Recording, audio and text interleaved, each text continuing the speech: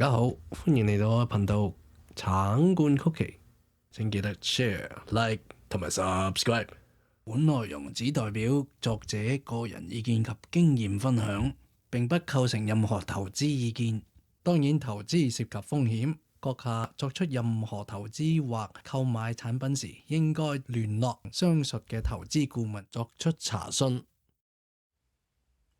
大家好啊，歡迎嚟到橙罐曲奇。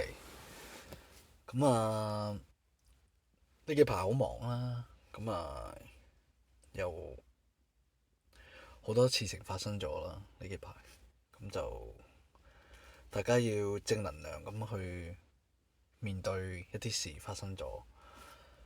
咁就老土講句，咁其實生命係相當重要。你活在喺呢個世上，應該要感恩嚇。得閒有咩都好，同你啲家人聯絡下，聯絡翻啲感情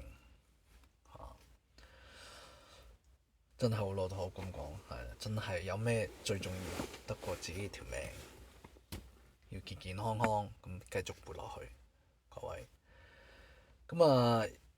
轉下個 topic 啦嚇，咁就而家幣圈比特幣跌破9萬，咁就其實好多人好驚咁咯。Anyway，咁其實你睇翻呢個波動，其實跌咗30%，其實好正常嘅啫，對比特幣嚟講嚇。咁先前嗰啲波動仲大啦，係咪？呢個係算得咩呢？咁其實呢個資產已經成熟咗啦。咁你睇翻樓價跌咗咁多，咁又升翻啲。咁你之前嗰啲之前 Nvidia 咁跌到 PK 咁，但係而家又 OK 翻啲咁。Tesla 都係咁啦，係咪先？咁但係唔知點解比特幣係俾人插到 on fire 㗎，係即係呢個偏見係好得意咯，我覺得即係唔知點解係個個都好驚喎，即係咪大家都係唔明呢個資產嘅用處喺邊呢？咁係咪有啲嘢唔明呢？咁我都盡量去分析啦，同你哋係咪先？咁其實我都玩咗有5-6年㗎啦，咁大多數都係比特幣，唔會玩山寨幣。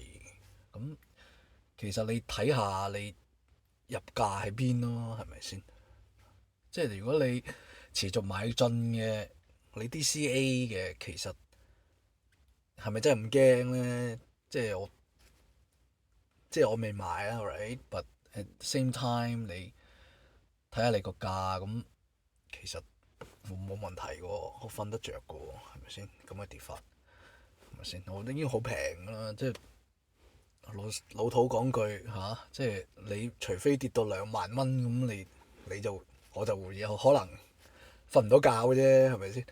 咁但係又唔係啊嘛，你而家跌到9萬咁 whatever，just let it be 其實你知道咩資產都係會長遠係數字上係會升㗎啦，係咪先？咁大家都知係咪？你現金嘅一定係會貶值㗎啦，即係阿婆都知㗎啦。你擺落戶口 whatever 係咪先？儲存戶口，我哋而家呢一代咁知識，大家都知現金係長遠係會貶值嘅。你唔可以擺喺一個普通戶口啊，係咪先？啲嘢會貴 ，eventually 政府都係會印銀紙嘅，係咪？呢啲嘢呢個係大家嘅共識，大家普通市民都會知㗎啦。你一定要揾啲嘢去走㗎，係咪先？你一定要避呢個貶值啦，係咪先？咁所有財產你睇下邊啲覺得你啱嘅咪 OK 咯，你咪買咯。你覺得唔安心嘅，咁你咪唔好買咯，係咪？咁但係都係有啲人都係捧緊比特幣㗎，係咪先？咁點解咁多人係在捧緊比特幣呢？係咪？咁其實呢個資產係全球性㗎啦，係咪？你買屋嘅話，咁其他國家嘅人係咪真係會留意到你嗰區嚇嘅樓房呢？咁係咪去到咁嘅地步呢？又唔係噶嘛。咁其實普及化咗㗎啦，係。咁大家用一個平常嘅心態去睇呢件事咯，係咪先？你覺得好波動嘅嚇，咁其他嘢又唔波動嘅嚇，咁你自己瞓得落嘅，咁你咪揀選你中意嘅資產咯，地產又好，股票又好，係咪先？咁你唔揀比特幣嘅，冇人逼你嘅，係咪先？咁但係都係有人去繼續追捧。咁點解會跌呢？咁其實你睇清楚，一來有啲槓桿啦，係咪先？咁啊，玩合約嘅嗰啲咪 liquidate 到俾人，係咪？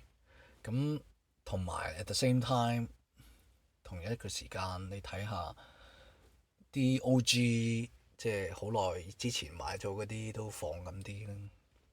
咁你諗下，其實好似 IPO 咁啫嘛，股票咁你一早嘅 VC 一早買咗好平嘅，咁你去到 IPO 嘅時候，咁你咪放緊啲，咁啊攞翻啲獲利咯，就係咁啫嘛，係咪？啊，先前有一個人已經賣咗8萬粒比特幣，係咪？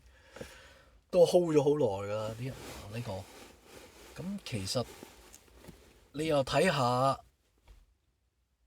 BlackRock 嗰邊、ETF 嗰邊，咁其實最賺錢嘅真係比特幣嘅 ETF 嚟㗎喎，係咪先？個個都係驚做唔到擺入 cold wallet，咁嗰班投資者就信班 ETF 啫嘛，係咪？咁啊，你幫我 hold 住啦，咁樣咁就咁啲錢係湧入去嘅，其實賺好多嘅 BlackRock 黑石。咁啊，再諗深啲咧嚇，Vanguard 又參與呢個遊戲啦。咁啊，即係真係有錢賺嘅嚇。咁係咪咁啱跌價咁樣 Vanguard 先開始入呢個 ETF 遊戲咧？真係嚇，自己諗下，真係大機構一定想臨最尾終點都係你哋覺得驚啊，咁啊佢哋又買，係咪先？常常都係咁噶啦。咁啊，長遠啲啦，各位，OK，長遠啲啦，真係唔使咁驚嘅。咁就仲有咩要講呢？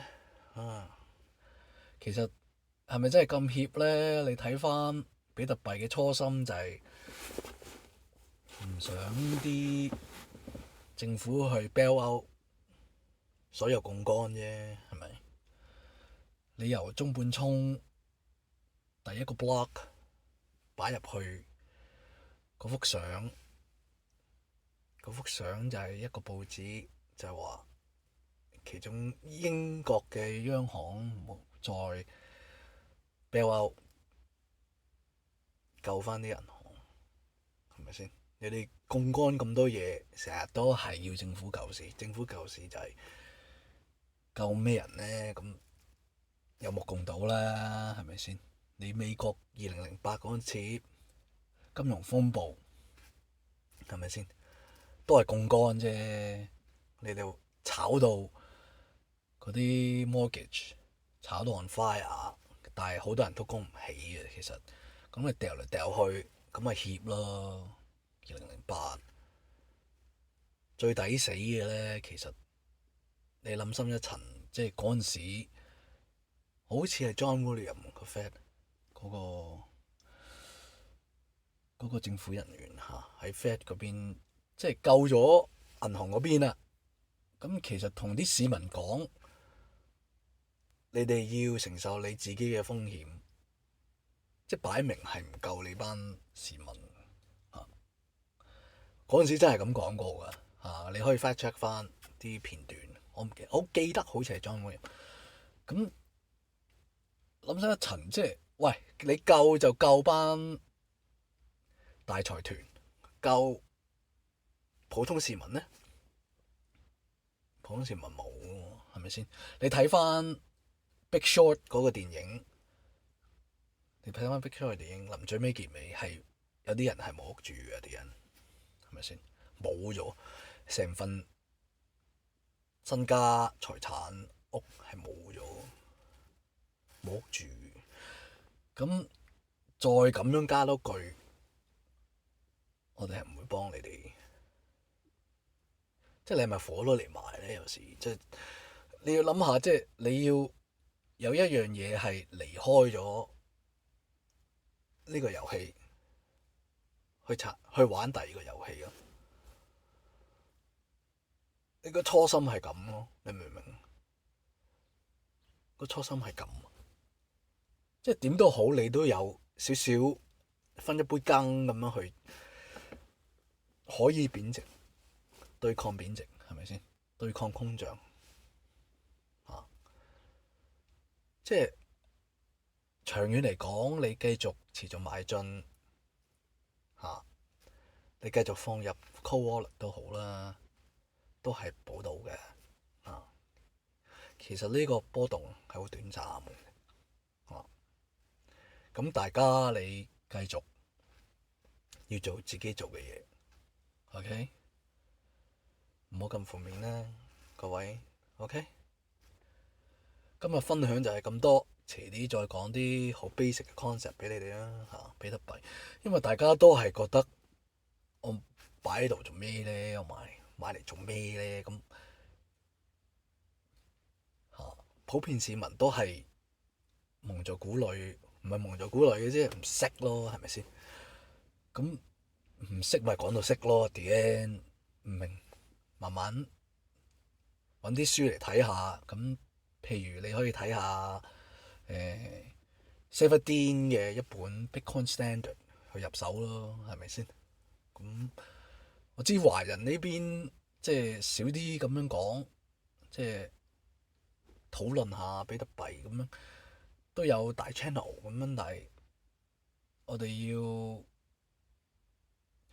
sort of 開始由零學起咯，係咪？